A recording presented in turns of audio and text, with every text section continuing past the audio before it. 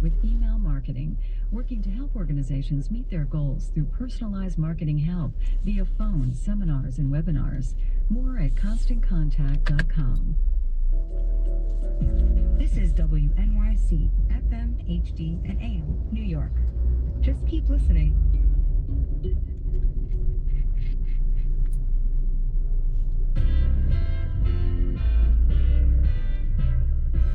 Tensions increase over Russian operations in Syria as Turkey claims Russian military planes violated its airspace.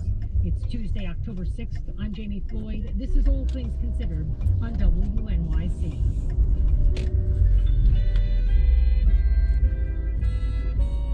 Russian planes twice entered Turkish airspace over the weekend. NPR's Peter Kenyon reports from Istanbul. On Saturday, Turkish jets were scrambled to intercept a Russian aircraft that had crossed into Hatay province in the southeast. And then it happened again on Sunday. We'll have the latest on the Russian bombing campaign coming up. Plus, checking in with the migrants who made it to Germany but left their families behind. And putting a little democracy back into the U.S. Supreme Court, one seat at a time. All coming up after news headlines.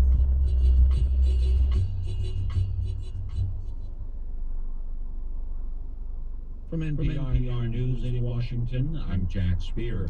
A former U.S. military commander in a person has died as a result of massive flooding in two southern states. According to local officials, the body of a 30-year-old man was recovered from a lake in South Carolina this morning, in an area which has seen extensive flooding.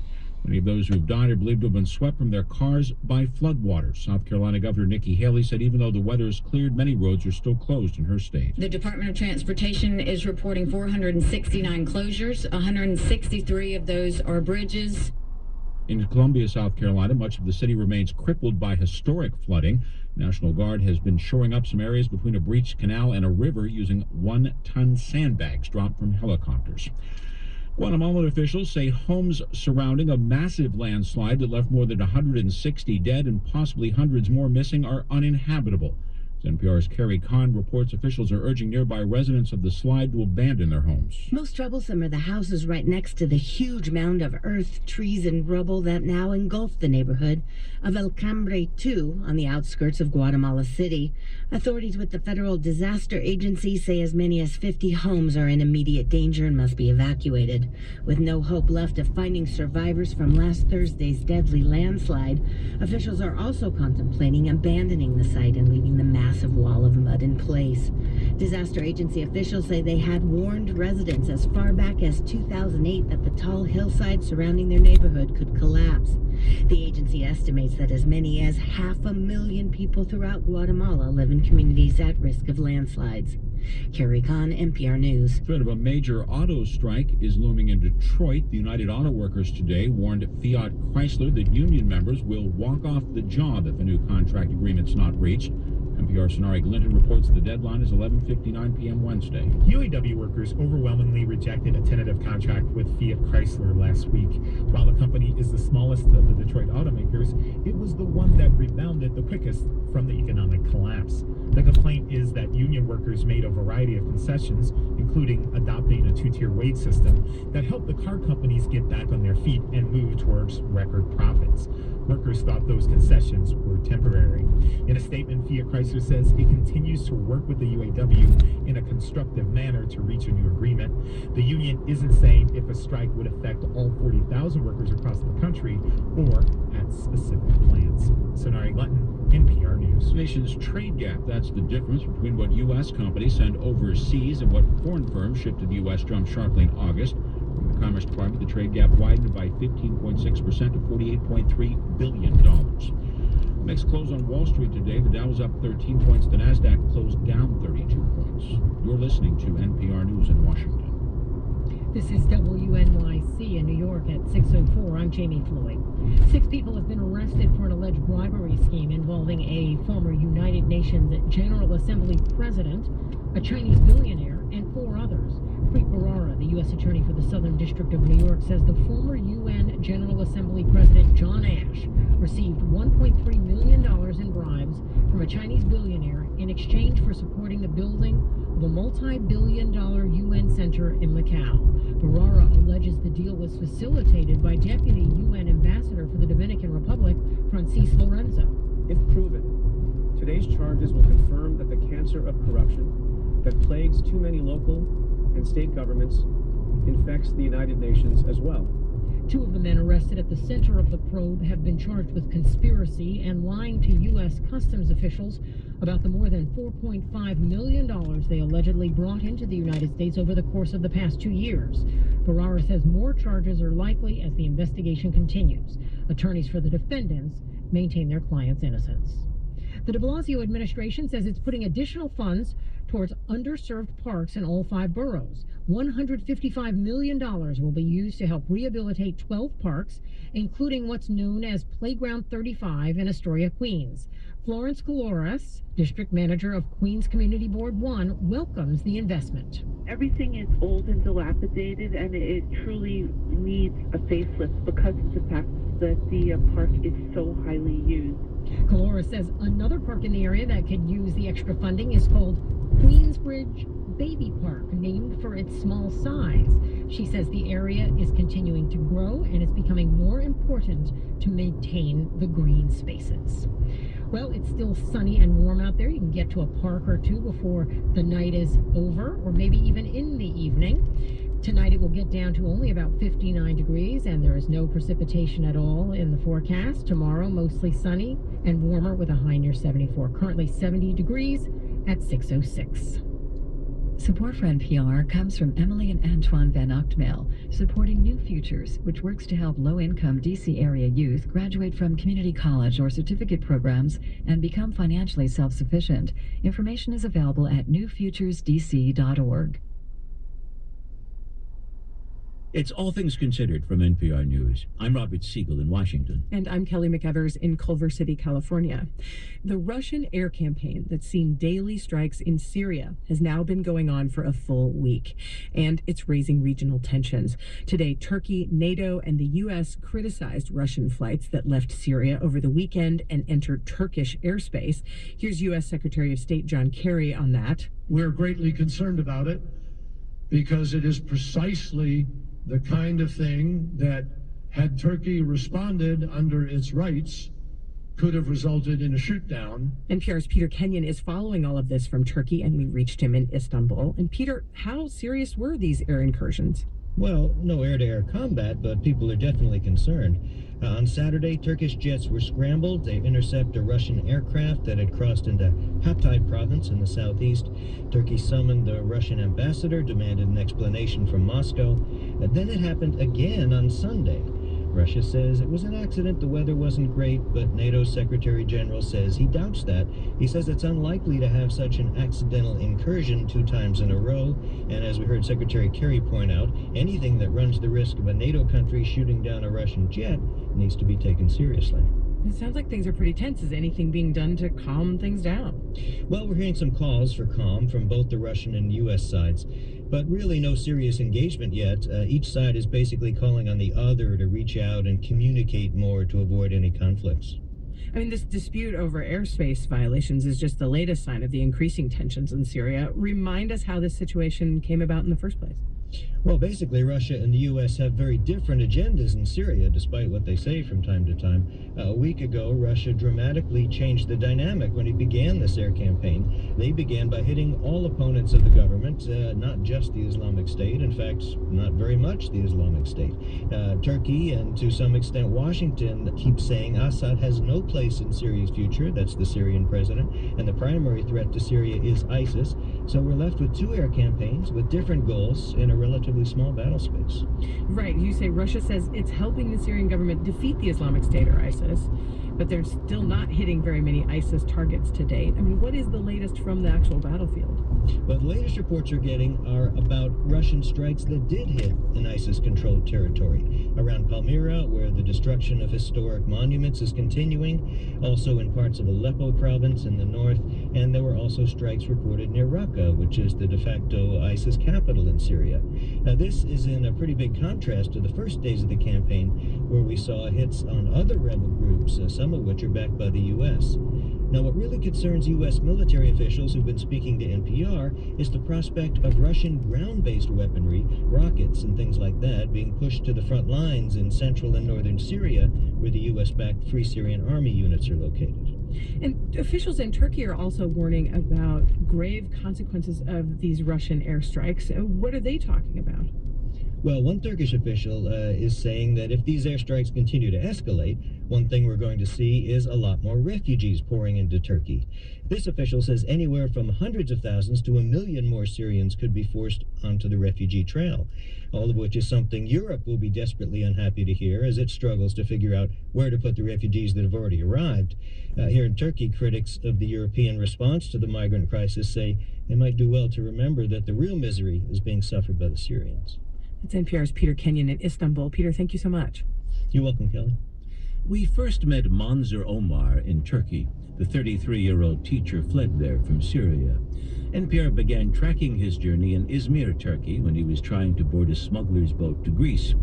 We followed him as he made his way through the chaos in Hungary, attempting to reach Austria, and now he's made it to his final destination. NPR's Eleanor Beardsley caught up with him. Hello.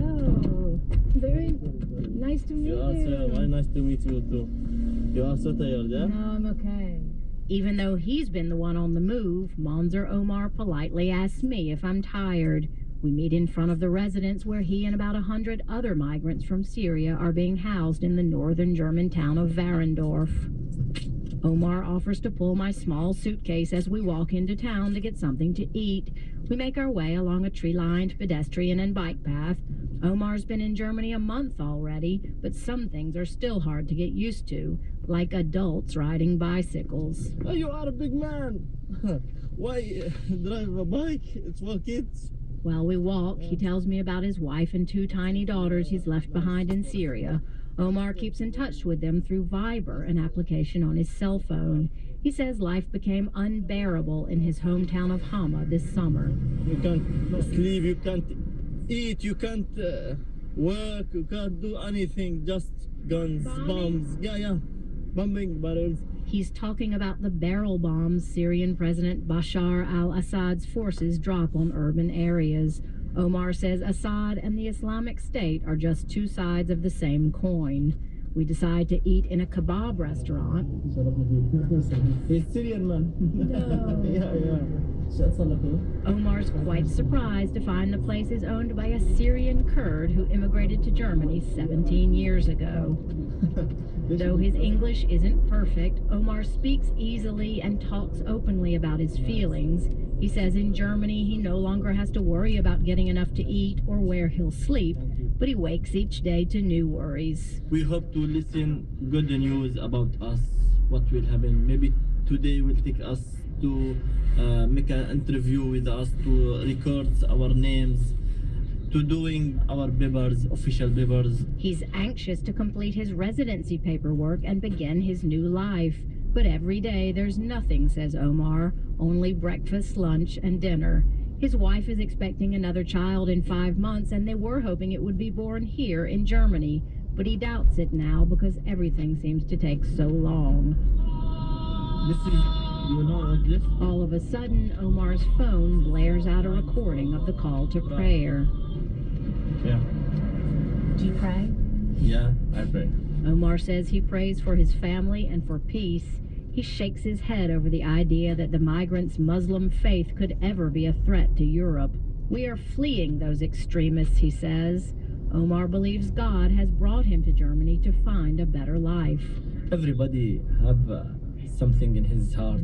Everybody. You can't live without religion. Any Christian, Jewish, Muslims.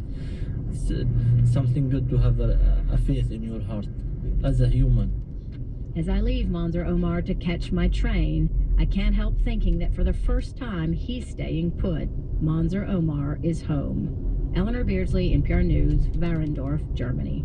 The top U.S. commander in Afghanistan began answering questions on Capitol Hill today about what led to an attack on a hospital in Kunduz.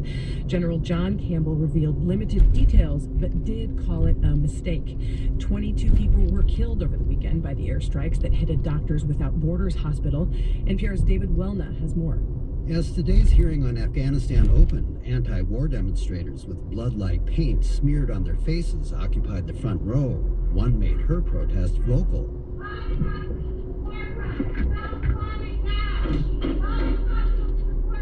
The panel's Republican chairman, John McCain, ordered her removal. I will not tolerate a disruption of the workings of this committee, and I will say that anyone who does will be arrested.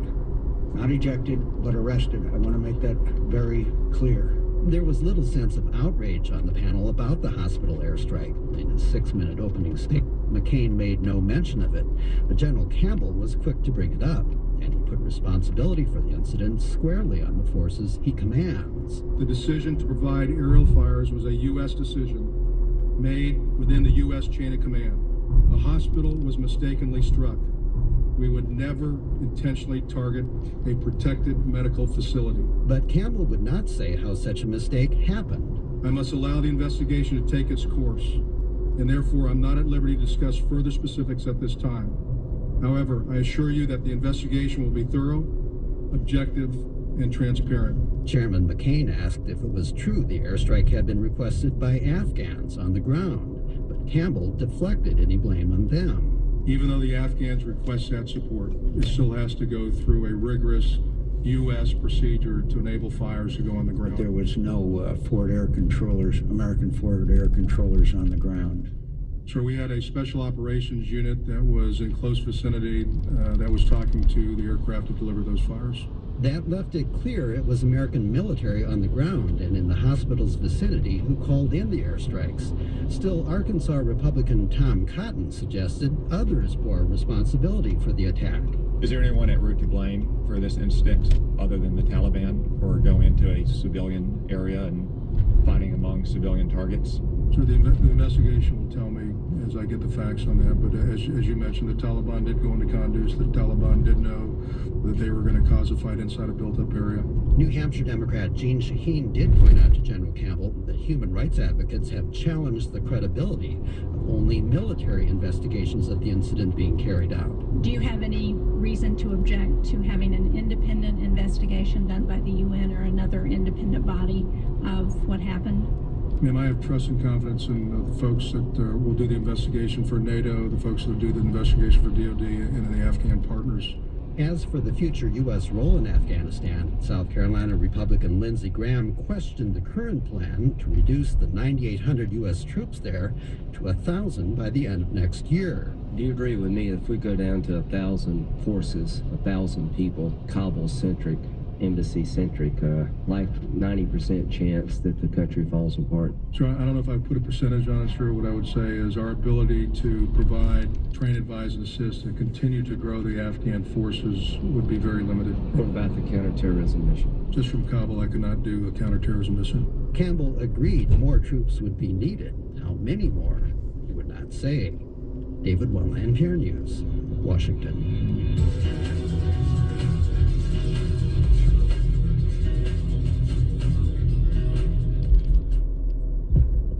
You're listening to All Things Considered on WNYC. The writer Sandra Cisneros learned a lot about mastering her craft from her father, an upholsterer. I have the same standards of making things, putting them together, and ripping the seams apart if they don't match, taking the time to make something well.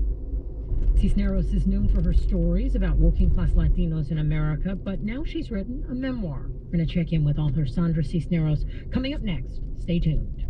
WNYC is supported by the Big Apple Circus, presenting the Grand Tour, a new show featuring acrobats, clowns, the Wheel of Wonder, and more. Opens October 21st at Lincoln Center. Tickets available at bigapplecircus.org. WNYC is a media partner of From Knowledge to Wisdom, Science and the Good Life, a lecture series at the New York Academy of Sciences. Details at nyas.org, starting Thursday, October 8th. What we're trying to do here is no different than a company that's gone bankrupt and they're coming in there with a new management team. That's not a corporate CEO. It's Columbia University's new head football coach, Al Bagnoli, who's trying to revive a team that lost every game for 2 straight years.